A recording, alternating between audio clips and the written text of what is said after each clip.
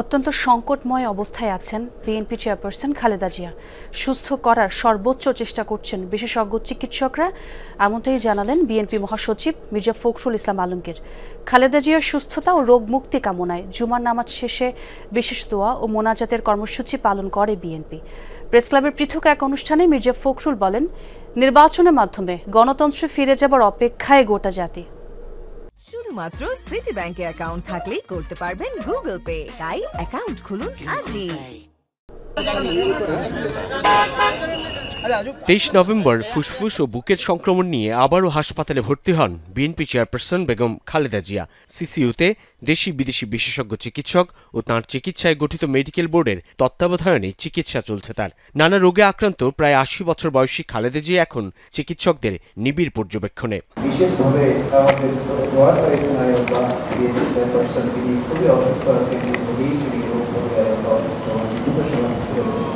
BNP chairperson Khaleda জিয়ার সুস্থতা ও রোগমুক্তি কামনায় দেশব্যাপী শুক্রবার জুমার নামাজ শেষে বিশেষ দোয়া ও মোনাজাত কর্মসূচি গ্রহণ করে বিএনপি। তাঁরই অংশ হিসেবে নয়াপল্টন মসজিদে অংশ নেন মহাসচিব মির্জা ফখরুল ইসলাম আলমগীর, সিনিয়র যুগ্ম মহাসচিব রিজভী আহমেদ সহ দলের নেতাকর্মীরা। বিএনপি মহাসচিব জানান, সংকটময় অবস্থায় আছেন খালেদা জিয়া, দেশবাসীর দোয়া চান তিনি।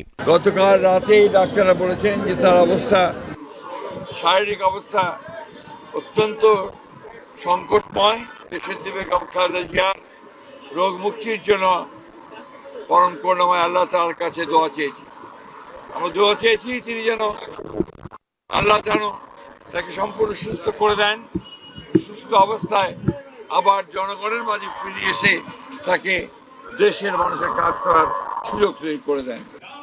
এদিকে দুপুরে জাতীয় প্রেস ক্লাবে বাংলাদেশ ফেডারেল সাংবাদিক ইউনিয়ন বিএফইউজে একাংশের দ্বিবার্ষিক সম্মেলনে যোগ দিয়ে মির্জা ফখরুল বলেন, গোটা জাতি নির্বাচনের মধ্য দিয়ে গণতন্ত্রে ফিরে যাবার অপেক্ষায়। সামাজিক যোগাযোগ মাধ্যমে নৈরাজ্য সৃষ্টির নানান চেষ্টা গণতান্ত্রিক যাত্রাকে বাধাগ্রস্ত করছে বলেও জানান বিএনপি মহাসচিব। এই সোশ্যাল মিডিয়াতে যেহেতু সেখানে কোনো দায়বদ্ধতা নেই, যা খুশি তাই বলা যায়, এমনভাবে রাজনৈতিক দল, রাজনৈতিক ব্যক্তিত্ব, সামাজিক ব্যক্তিত্ব, ব্যবসায়ী সকলের সম্পর্কে যে নেগেটিভ প্রচারণা চালানো হয়, তাতে করে কিন্তু গণতন্ত্র শক্তিশালী হয় না। এক ধরনের একটা নৈরাজ্য সৃষ্টি করবার চেষ্টা চলছে। মত প্রকাশের স্বাধীনতা নিশ্চিত করার বিষয়ে দলের অঙ্গীকার পুনর্ব্যক্ত করেন মির্জা ফখরুল। আমরা আমাদের 31 দফায় খুব পরিষ্কার করে বলেছি যে আমরা নিশ্চিত করব গণমাধ্যমের স্বাধীনতা, অর্থাৎ এ ব্যাপারে আমাদের কমিটমেন্ট পরীক্ষিত, নট দ্যাট যে আমরা শুধুমাত্র কথার কথা বলে আমরা এই কথাগুলো বলছি, এটা আমরা আমাদের পরীক্ষার মধ্যে নিয়েছি। এদিকে প্রেস ক্লাবের সামনে এক কর্মসূচিতে যোগ দিয়ে বিএনপি চেয়ারপারসন উপদেষ্টা জয়নুল আবদিন ফারুক নির্বাচন বানচালে নানান ষড়যন্ত্রের শঙ্কা প্রকাশ করেন। আসল প্রেতাত্মা বিদায় নিল, পলাতক হলো, তাদের দোসরেরা বাংলাদেশে এখনো আছে। সাইফুদ্দিন রবিন, যমুনা নিউজ, ঢাকা।